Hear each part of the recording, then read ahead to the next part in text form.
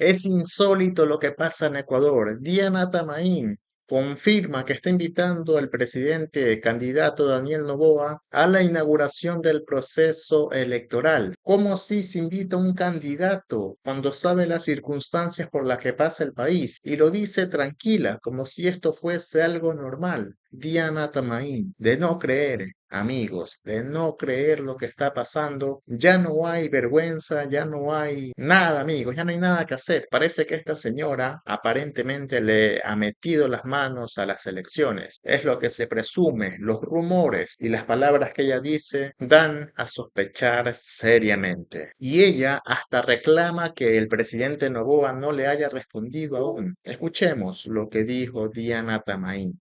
Presidenta, ha confirmado el presidente Daniel Noboa su asistencia a la inauguración el día domingo, y si es así, ¿está en calidad de qué? ¿Presidente, candidato? ¿Cómo está la situación? Bueno, primero recordemos que según el Código de la Democracia, los encargos o los permisos para poder participar en la contienda electoral concluye con la campaña electoral, es decir, el día de hoy hasta la medianoche ostentan la calidad de, o tienen el permiso para poder hacer campaña, y también entramos ya a silencio electoral.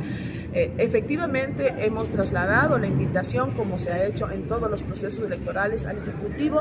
No tenemos todavía respuesta oficial quién asistirá al evento de inauguración. Justamente, cuéntenos un poco sobre el silencio electoral, cuáles serían las sanciones, recordando un poco, ¿no? Bueno, tenemos multas económicas por violentar esta normativa de no hacer proselitismo político. Nosotros haremos los controles en los recintos electorales para que toda publicidad, toda propaganda referente a las candidaturas que están participando en esta contienda sean retirados al menos a 100 metros de la redonda, para que no haya esa influencia o incidir en cualquier candidato que tenga esta publicidad. Es nuestro trabajo y lo haremos en todas las provincias. Hasta el momento, ¿cuántas supuestas infracciones electorales son las que cuantifica el Consejo Nacional Electoral? Bueno, nosotros como Consejo Nacional Electoral en Matriz tenemos 2 ya identificadas, una ya ha sido denunciada al Tribunal Contencioso Electoral. Sin embargo, tendremos que hacer un barrido ya una vez que se termine el proceso en las provincias, aquellas que se han registrado con una posible infracción electoral que se haya suscitado. Tendremos que hacer todo un conteo, una revisión y los procesos que puedan ser o no denunciados al Tribunal Contencioso Electoral. Presidente, una consulta. ¿Cuáles son las La conclusión la tiene usted. Dígame qué piensa de todo esto. ¿Cree que las elecciones van a ser completamente democráticas o si ya se le ha metido mano? Escriba en este momento lo que piensa usted. Y a continuación le quiero dejar las palabras del expresidente Rafael Correa acerca de este y otros temas de coyuntura actual. No se lo puede perder. Deje su me gusta. Si usted deja su like es porque quiere cambiar la realidad de este país. Si usted no deja un me gusta es porque quiere 4 años más de apagones. Escuchemos. ¿Cómo lo ve y qué espera ya en este silencio electoral que comienza a partir del día de mañana? Bueno, primero un comentario sobre lo que usted dice, ¿no? Que de 15, 16 candidatos en el debate presidencial me nombraron, y el 16º que no me nombró fue porque se le olvidó, se le cayeron los apuntes. Pero primero, o sea, ¿cómo puede haber un debate presidencial con 16 candidatos? Eso es una payasada. Yo creo que dentro de lo posible lo organizaron muy bien, los moderadores estuvieron muy bien, pero es una cantinflada, 1 minuto y medio para expresar un plan de gobierno, ¿no? Y el problema de fondo es cómo un país como Ecuador puede tener 16 candidatos presidenciales, peor aún en la crisis que vivimos. Hay que hacer mucho más fuerte las leyes electorales para impedir que cualquier oportunista figurete, que no lo conocen ni en su casa, se lance candidato y todo sea pagado por el pueblo ecuatoriano, porque es el pueblo ecuatoriano el que paga la promoción correctamente, para tratar de llevar a la cancha la promoción de los binomios, pero no puede, pues, promocionar a cualquiera, que no tiene ninguna posibilidad. Hay que endurecer las leyes electorales que son caóticas en este momento. En el 2020 hubo una reforma legal, pero mire lo que pone, que tendrán que devolver lo gastado en promoción electoral los partidos políticos que en 2 elecciones consecutivas no hayan superado el 4% de la votación, pero con el mismo candidato. Es decir, que la próxima vez, amigo, por ejemplo, un partido político avanza, no sé a quién estén promocionando, Tillería, creo, no recuerdo, cambia de candidato, ahorita va a sacar 0.3%. Cambia de candidato y no saca 0.3%, pero como es otro candidato, no pasa nada. Entonces hay que tener leyes un poco más duras al respecto. Segundo, es muy desagradable que uno esté nombrada. Hay gente que le encanta ser famosa, celebrity. Yo adoro mi vida privada, mi vida con mi familia, ¿no? Por seguridad, pero también por amor a esa vida privada. Nunca enseño fotos de mi familia, así que a pesar de que hablen tontería los malquerientes de siempre, yo no soy de los que expone a mis hijos, a mi esposa, para darme promoción, etcétera. Me parece eso hasta inmoral. En todo caso, de hecho, usted en Europa jamás conoce pues quién es la esposa del presidente, del primer ministro, o viceversa, la primera ministra, quién es la esposa, ¿no? Porque en democracia se elige a Rafael Correa, se elige a Perico de los Palotes, no se elige a su esposa. No tiene ningún cargo democrático, no tiene ninguna legitimidad democrática. Pero somos noveleros en Ecuador y en Latinoamérica.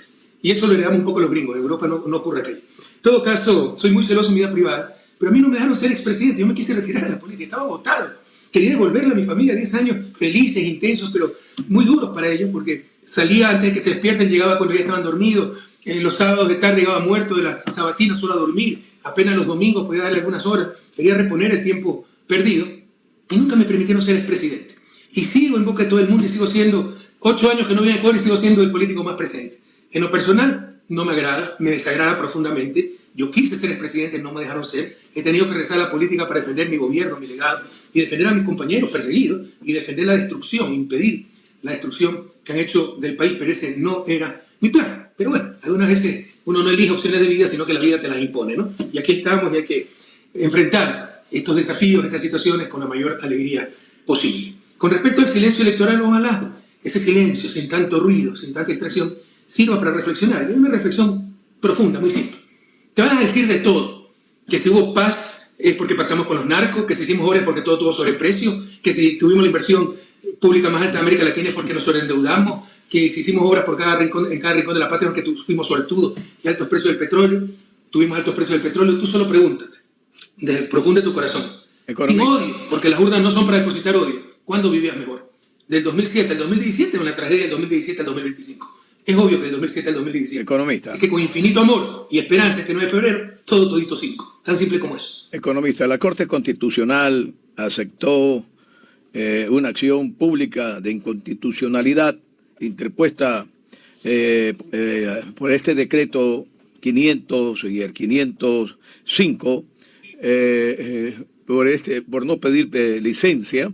El uno se le encargaba la presidencia, la secretaria de la administración, señora Cynthia Gelliver, y la Corte, según su dictamen, según su resolución, acepta la acción pública de inconstitucionalidad, declara la inconstitucionalidad de los decretos ejecutivos y 500 y 505, pero no ordena prácticamente de que hay una infracción, de que se debe seguirle alguna instrucción fiscal o constitucional al presidente, sino que sencillamente dice que no se haga vía decreto los encargos y no le ayuda. Yo no sé dónde le ayuda a la presidenta elegida por el voto popular, porque no dice ahí se tendrá que encargárselo a la vicepresidenta elegida por el pueblo, sino que dice a la presidenta que está ejerciendo, y la que está ejerciendo es prácticamente la señora Gelliver. ¿Cuál es su comentario sobre este? Mire, la Corte Constitucional es una cloaca. Los jueces, con salvajes excepciones, son corruptos. De hecho, si fueron nombrados construidos, son corruptos, porque ningún abogado decente puede aceptar una designación en un proceso tan espurio, abiertamente inconstitucional. Para empezar, con el Consejo Transitorio se destituyó a la Corte Constitucional cuando no tenía esta atribución, porque la Corte Constitucional no es nombrada por el Consejo Transitorio y la consulta popular de 2018, que también es inconstitucional, solo permitía al Consejo Transitorio destituir las autoridades nombradas por el Consejo. La Corte Constitucional no era nombrada por el Consejo, la destituyeron y pusieron a los peores con tal de que odian a Correa, y es una cloaca de jueces corruptos que ha contribuido a la destrucción del país. Compara, cuando perdieron las elecciones o no pudieron controlar el Consejo de Participación Ciudadana, apenas se hizo la constitución de ese Consejo por elección popular, ¿no? Ordenaron que no podían revisar las decisiones anteriores. Ellos ordenan al Consejo de Participación que no podían revisar las decisiones del Consejo Transitorio. ¿Por qué? Porque dentro de esas decisiones estaba el nombramiento espurio de la propia Corte Constitucional. Vean con qué agilidad actuaron. Vean con qué agilidad actuaron para destituir a Lember Brera cuando empezó a investigar a la fiscal cumpliendo su deber, porque ni siquiera es iniciativa de él, sino iniciativa ciudadana, y ellos tienen la obligación, es una de las funciones del Consejo de Participación, apoyar la iniciativa ciudadana. Se empezó a investigar el plagio de la fiscal, la trampa en el concurso de fiscales, lo destituyeron. ¿Con qué agilidad hay actuado? y con qué lentitud y tibieza han actuado en el caso de Noboa. Evidentemente, cuando rompe la Constitución, si Verónica Abad, vicepresidenta constitucional de la República, no está a cargo de la presidencia del 5 de enero que inició la campaña, eso se llama golpe de Estado, porque lo ordenaba la ley y la Constitución. ¿Y cuántos han demorado para decir que esto era inconstitucional? Y cuando ya todo está hecho, cuando ya los hechos consumados, cuando ya se acaba la campaña. Es decir, es una alcahuetería, complicidad obscena lo que ha hecho la Corte Constitucional, y todo eso nos destruye como país. O sea, lo que ha hecho es lo mínimo para no quedar tan mal, pero en verdad han sido cómplices de Noboa y han permitido la destrucción del Estado de Derecho. Totalmente de acuerdo, porque realmente ahí lo que vemos es que hay un lavado de manos, no hay un dictamen, no dice, bueno, pongámosle Nada alto. cambió, John. El presidente destruyó la Constitución, las leyes, siendo candidato no pidió licencia, ha utilizado recursos públicos para promocionarse de forma descarada, y no pasa nada. Estrictamente no pasa nada. La sentencia de la Corte Constitucional, además de tardía, tibia, es una jura a la bandera, no cambia nada. Gonzalo Zurita. Señor presidente, Rafael, buenos días. Buenos A días. la sociedad le quita el sueño, la inseguridad, el desempleo. Quiero hacer una pregunta personal. ¿Qué le quita el sueño a Rafael Correa? Me pregunto, a lo mejor me lo imagino, una posible intercepción de la DEA del avión ejecutivo en el que usted viaja. ¿Y por qué? ¿Por qué la DEA va a interceptar el avión ejecutivo en que yo viajo? ¿Cuándo he viajado en avión ejecutivo, además?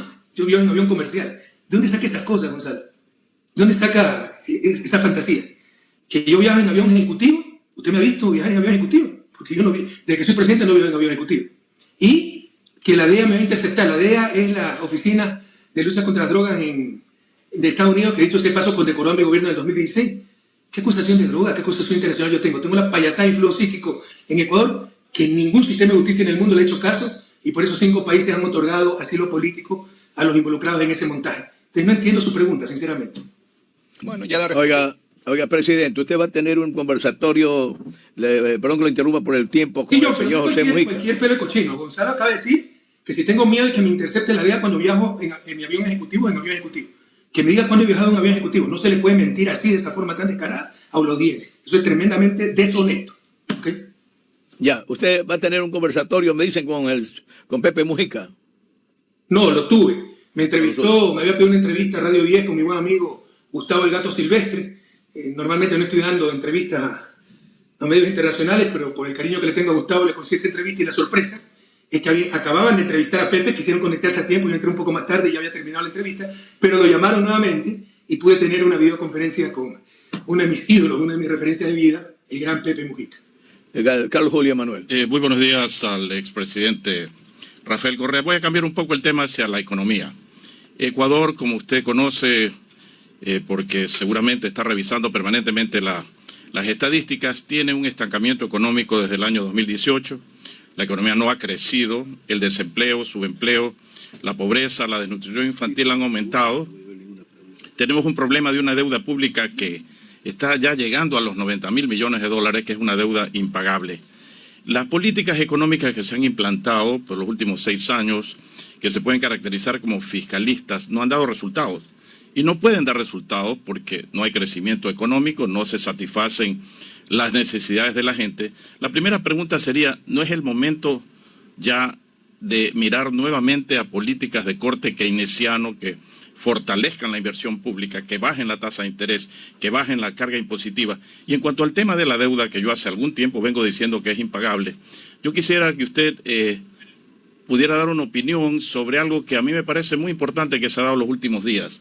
Una declaración de la general Laura Richardson, que fue jefe del Comando Sur de los Estados Unidos, se acaba de retirar, que está proponiendo un plan Marshall para América Latina. Mire usted cómo la historia se repite a veces 2 veces, porque ella propone un plan Marshall y Marshall fue el general George Marshall, que después de la posguerra propuso un plan de ayuda económica para el mundo, y entre ellos pues fundamentalmente los países que habían perdido la guerra. Entonces, volver la mirada a las políticas keynesianas, dicho sea de paso, pues en poco tiempo ya tendremos el centenario del libro, de la obra maestra de Keynes, la teoría general del empleo, el interés y el dinero, y el tema de la deuda, que para mí es un dogal que pesa sobre los países endeudados. A ver, gracias, Carlos Julio. Una precisión, ¿no? No es que hemos decrecido del 2018. Yo sé a qué te refieres. A que el ingreso per cápita está en los niveles del año 2011. Bueno, hay que ver, porque el Banco Central cada rato cambia la cifra. Han destrozado las cuentas nacionales. Pero hay que comparar siempre el crecimiento económico con el crecimiento poblacional. El crecimiento poblacional de Ecuador estará en 1.6, por ahí, anual, por ciento. Si el PIB no crece más, la producción no crece más, la economía no crece más que ese 1.6%, por persona, el ingreso per cápita disminuye. Entonces, y estamos decreciendo a nivel de ingreso per cápita. Y es verdad que desde el 2017 decrecemos a nivel de ingresos per cápita, está en los niveles del 2011, a no ser que el Banco Central haya cambiado de nuevo las cifras. Desde que entramos a la dolarización en los últimos 25 años, solo 3 veces hemos tenido decrecimiento. 2016, de crecimiento total, no per cápita. 2016, cuando tuvimos un terremoto de 8 en la escala Richter que destruyó 3.500 millones de dólares, ¿no? Y decrecimos 0.7%, aunque antes del terremoto, por la caída del precio del petróleo, la apreciación del dólar, la depreciación del peso, brutal depreciación del peso colombiano, depreció más del 70% Colombia, el Fondo Monetario estimaba que íbamos a crecer 4.5%, decrecer.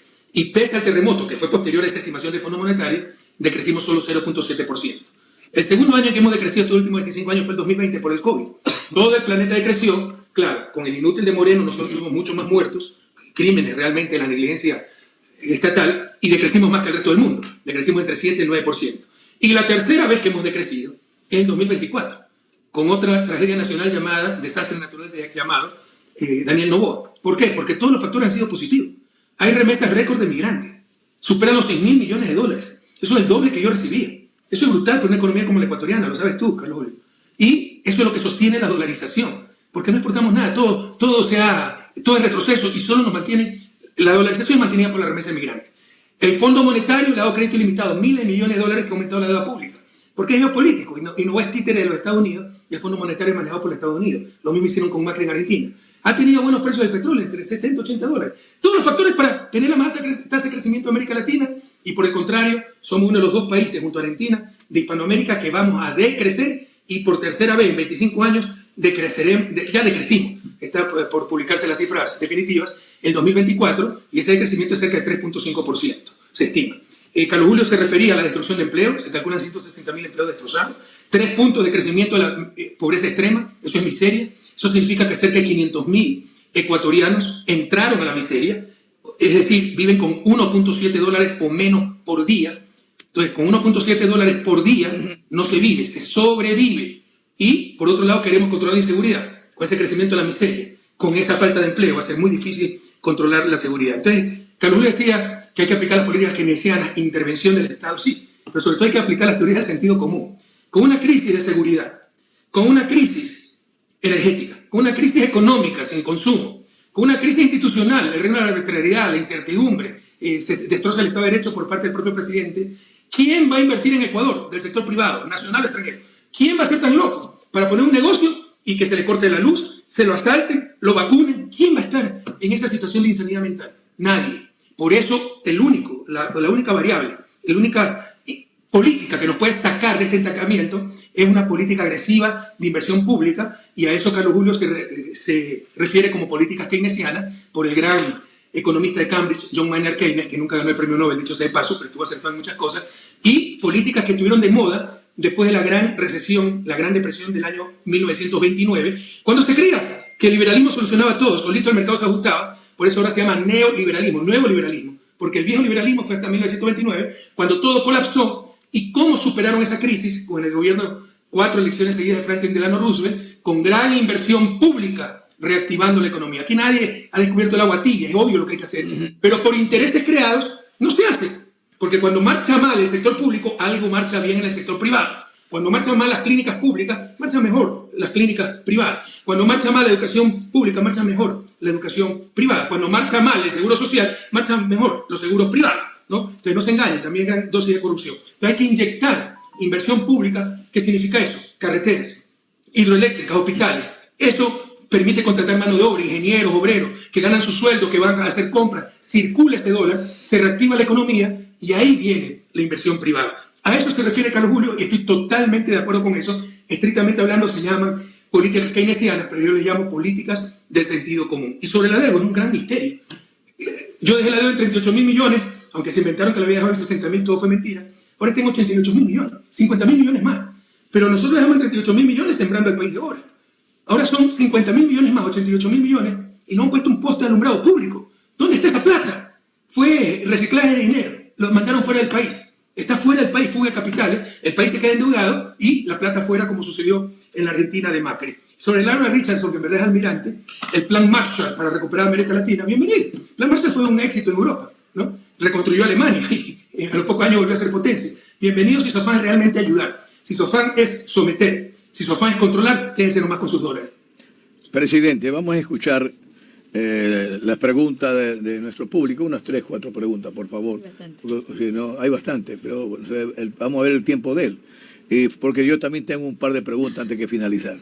Bien, vamos a escuchar las preguntas de nuestro público. Tenemos en Facebook, tenemos 501 conectados, tenemos en YouTube, tenemos 720, en TikTok, espectadores, tenemos 946. Fuera de lo que están en la Fuera de lo que están en la radio, que tenemos cobertura en 9 provincias y 63 cantones. Nos dice la pregunta Carlos Vélez Alcíbar desde el Guayas. Durante su gobierno, Ecuador tenía bajos índices de inseguridad. ¿Qué medidas concretas cree que se pueden aplicar en la actualidad? Jonathan Chiluisa Jumbo nos dice desde Napo. Algunos sectores lo acusan de autoritarismo durante su gobierno, pero para mí fue el mejor. ¿Cree que su estilo de liderazgo podría funcionar en el Ecuador de hoy? También nos dice Andrea Ceballos Medina, nos dice su gobierno invirtió mucho en educación y salud. Sin embargo, algunos dicen que estos avances fueron insostenibles. ¿Cómo responde a esta crítica? También nos dice Roberto Merino desde el sur de Guayaquil, en el Batallón. En las circunstancias que se encuentra el Ecuador en el tema de seguridad, electricidad, salud, educación, economía, ¿cuál camino o acciones deberá tomar el próximo mandatario? Y por última pregunta nos dice, la deserción escolar ha aumentado en los últimos años. ¿De dónde están llamando? Ese nos llaman desde el Chimborazo. Nos llaman, nos dice Rosa Tipán, nos dice, de la deserción escolar ha aumentado en los últimos años. ¿Qué políticas implementará Revolución Ciudadana para garantizar que más jóvenes terminen sus estudios? ¿Cuántos meses tengo para contestar todas las preguntas yo? A ver, medidas de seguridad, básicamente 2. No habrá seguridad durable sin desarrollo humano, hay que reactivar la economía, hay que combatir la pobreza, hay que generar empleo y nadie ha encontrado fórmula más digna de combatir la pobreza que generando empleo digno, ¿no? Y para eso ya hemos hablado, pues, respondiendo a la pregunta de Carlos Julio, qué es lo que hay que hacer, reactivar la economía con inversión pública y otras medidas complementarias. Pero a su vez, nadie se engaña, se requiere, por supuesto, fortalecer las medidas de seguridad, que es el principal problema del pueblo ecuatoriano. O sea, nos hablan de libertad los neoliberales. ¿Qué libertad tenemos si no podemos salir a las calles sin que nos asalten? No puedo abrir un negocio sin que me vacunen. ¿Quién va a venir a invertir en un país con estos niveles de inseguridad? ¿Qué buen vivir vamos a tener con esta angustia? Así tan millonaria, ya que no pueden disfrutar de sus riquezas, de sus millones, porque los secuestran, los asaltan, los agreden, etc. Entonces la seguridad es lo principal. Sin seguridad prácticamente no existe nada. No existe buen vivir, no existe libertad, no existe reactivación económica, nada. Entonces, uno es la reactivación económica, es decir, seguridad fundamental en desarrollo humano, que es la única forma de tener seguridad durable. Pero no nos engañamos. En el corto plazo hay que tener medidas concretas de seguridad y eso es recuperar las capacidades del Estado en cuanto a seguridad que fueron desmanteladas en los últimos 8 años. Teníamos una función ejecutiva, un Estado en general muy bien organizado, una función ejecutiva que marchaba como reloj suizo, con 6 ministerios coordinadores. Uno era el Ministerio Coordinador de Seguridad, que involucra todas las áreas encargadas de la seguridad o que tienen que ver, que no solo son los militares, no solo son policías, es justicia, encargado de las cárceles, eliminaron el Ministerio de Justicia. El Ministerio del Interior, encargado de la policía, encargado de la seguridad ciudadana. Teníamos dividido el país en zonas, distritos, circuitos, subcircuitos, cada uno a cargo del correspondiente oficial, subcircuito un subteniente, circuito un capitán y así sucesivamente. Todo lo destrozaron. Hoy la policía es mendiga, república independiente, no hay paneles de control, no hay nada, ¿no? Entonces, eliminado el Ministerio del Interior. El ECO 911, el sistema integrado de seguridad más moderno y completo de América Latina, está obsoleta, las cámaras no sirven, los sistemas están anticuados porque no los actualizaron, ¿no? La inteligencia ahora sirve para perseguir los enemigos políticos. Antes nosotros tenemos inteligencia hasta en las cárceles para anticiparnos a lo que iban a hacer los líderes presos, ¿no? El Ministerio de Justicia, insisto, estaba encargado de las cárceles, lo eliminaron y hoy las cárceles están en manos de las bandas criminales que dirigen el crimen organizado. El Ministerio de Justicia también era coordinado por el Ministerio de Seguridad. Teníamos las comisiones binacionales de frontera. Al crimen transnacional se lo combate con coordinación internacional. La droga nos viene de Colombia, las armas del Perú. Hay que trabajar con Colombia y Perú. Y eso eran las COMPIFRON, Comisiones Binacionales de Frontera, coordinadas por el Ministerio de Seguridad. Todo eliminaron y hoy lloramos lágrimas de sangre. Entonces hay que recuperar la capacidad operativa del Estado para enfrentar la inseguridad, entendiendo que hay inseguridad fruto del crimen organizado que tiene una estrategia y de la delincuencia común que sobre todo tiene que ver con condiciones de vida. El crimen organizado son 3 características básicas para combatirlo: coordinación internacional, tecnología, satélites, escáner en los puertos, ruta del dinero, revisando estado financiero, sistema bancario internacional, etc. Y inteligencia, estructura de las bandas criminales. Si agarran solo un capo, 10 lo van a reemplazar. La ruta de la droga, la ruta del dinero, la ruta de las armas, etc. Pero ni siquiera saben eso, ni siquiera lo entienden. En todo caso, hay un problema adicional. No solo se destruyeron las capacidades del Estado para combatir el crimen organizado y la droga específicamente, sino que el narcotráfico infiltró al Estado. Por eso ya somos considerados un narcoestado. Ha infiltrado sistema de justicia, ha infiltrado fiscalía, gobierno, policía, fuerzas armadas, y ha infiltrado el sistema bancario. Se están lavando más de 4.000 millones de dólares en el sistema bancario. Entonces, ¿qué pasa? No solo no hay las capacidades para enfrentar el crimen organizado, sino que tampoco hay la voluntad, porque el crimen organizado ha infiltrado el Estado, pero también la banca está lucrando de ese crimen organizado. ¿Por qué creen que se allanó el Consejo de Participación Ciudadana por nombrar un superintendente de bancos independiente? Porque quiere un superintendente de bancos títere de la banca para que no toque el lavado de dinero. Porque ese es su negocio, están lucrando de eso. Se acaba ese lavado de dinero sucio y quiebran algunos bancos ecuatorianos. Entonces no hay ni la capacidad ni la voluntad en este momento de combatir la droga y el crimen organizado. Y presidente honesto que llegue como Luisa tendrá que jugarse la vida para enfrentar este gravísimo problema y devolver la seguridad a Ecuador. Me preguntaron también sobre, deben poner los lentes, la juventud, autoritarismo que funciona hoy. Bueno, mire, Steve Jobs decía, el fundador de Apple, un genio, ya murió, decía: si usted quiere contentar a todo el mundo, no sea líder, vende helados. Es difícil contentar a todo el mundo. Y esto que le acabo de decir, pondrá bravo a alguno, porque esperan que pida disculpas por mi manera. Yo soy mono, soy Guayaquil. Miren cómo es Aquiles Álvarez, estoy resucitando cadáveres políticos. Aquiles Álvarez, alcalde de Guayaquil. Qué frontal, qué claro. Y el apoyo infinito que tiene, pues inmenso. Porque si somos los guayaquileños, no podemos darle bien a todo el mundo. Estas son las formas, pues hay que ver el fondo. No hicimos un gobierno histórico, no fuimos ejemplo de América Latina, no me caes mal, Correa, porque eres autoritario. Bueno, pues si nos quedamos en esas cosas, no nos quejemos de la situación actual del país. Yo soy guayaquileño, así somos los guayaquileños, así hablamos los guayaquileños, y así prefiero ser. Yo prefiero a alguien como Aquiles Álvarez, que me va a decir: me cae mal, Correa, y eres un hijo de tal, y te veo y te pego. Aquí digan: no, Rafael, qué lindo, qué maravilloso, da la espalda y te mete la puñalada. Entonces algunos llaman esto autoritarismo, a llamar pan al pan y al vino vino. Yo creo que es liderazgo. Autoritarismo es romper las leyes, aplastar los derechos en nuestro gobierno. Tuvimos una estabilidad democrática impresionante, los derechos se multiplicaron, tenemos la constitución más garantista del planeta, ¿ya? Pero como tenemos un liderazgo fuerte, como somos severos, autoritarismo. Bueno, ¿qué le voy a hacer? Si se quedan en estas cosas de forma, sin ver el fondo, ya no nos quedemos en la situación en que estamos, porque lo que hay que ver es el fondo. Bueno, déjenme ver de nuevo. Educación y salud eran insostenibles. Que lo que yo dejé en educación y salud era insostenible. ¿Por qué? Porque después llegaron 3 gobiernos ineptos y quebraron todo. ¿Por qué era insostenible? Entonces tienen que darme pruebas de esto, porque cualquiera dice cualquier infamia y hay que perder tiempo en responderle, cuando ellos tienen que demostrar su infamia. Entonces, los avances en educación y salud eran insostenibles. ¿Por qué? Porque lo pudimos sostener 10 años y después lo destruyeron todo, con las mismas leyes. Entonces, diferentes gobiernos. Es claro que no son las leyes, que no son las políticas, son los gobiernos. Vinieron 3 gobiernos ineptos y deshonestos, porque aquí también hay intereses creados en el 27% de arancel a México. Vean pues qué industrias farmacéuticas se van a beneficiar, porque lo que más importa en México son medicinas, y están creciendo las medicinas para el pueblo ecuatoriano. También hay intereses creados, pero ¿por qué tenía que ser insostenible la política de educación y salud? Porque vinieron 3 gobiernos ineptos y quebraron todo, destrozaron todo, por ineptitud y corrupción. Aquí me han preguntado 10.000 cosas. La deserción escolar, gracias por esa pregunta, un problema gravísimo, gravísimo. 200.000 niños nos han salido del sistema escolar. Esos niños o migraron con sus padres o se unieron a las bandas delictivas. Esa situación, ¿saben cuándo vamos a vencer a las bandas delictivas y cuándo vamos a lograr seguridad? Nunca. La seguridad se debe basar en el desarrollo humano. Hay que reintegrar a esos niños, hay que aumentar la tasa de matrícula, y ya lo hicimos en 2007. Recuerden que cuando yo entré a la presidencia se pagaba $25 por niño, no había uniforme, desayuno escolar, libros, no había incentivos para enviar a los niños a la escuela. Algunos dicen: no, solo tiene un año. En un año se puede ver la diferencia. Nos cansamos de cumplir promesas, y una de las promesas que cumplimos fue que ya en septiembre, para el inicio del año lectivo de la Sierra, ya los niños tenían uniforme, lo de educación básica. Tenían desayuno escolar, libros gratuitos, y no se pagaba $25. Se nos disparó la tasa de matrícula, porque no solo que los niños iban a instruirse y ya no se tenía que pagar, sino que recibían libros, recibían vestimenta y recibían comidita.